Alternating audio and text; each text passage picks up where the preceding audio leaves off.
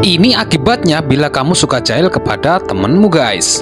Jangan suka jahil bang, nanti naksir lo. Tetapi jika kamu setuju kucing ini lucu, tekan like dan subscribe. Dan ribuan orang bersedih melihat anak kucing malang ini. Dia terlantar dan sakit karena ditinggal mati oleh ibunya. Jika kamu anak baik dan merasa kasihan, tinggalkan emoji hati dan sedih di kolom komentar ya. Jadi guys, siswa ini iseng-iseng jahilin temen ceweknya dan membuat temen cewek tersebut nangis di pojokan guys. Karena takut tindakannya dilaporkan oleh gurunya, terlihat siswa itu menjadi panik guys. Setelah siswa tersebut terlihat panik, ternyata siswi tersebut hanya pura-pura menangis guys.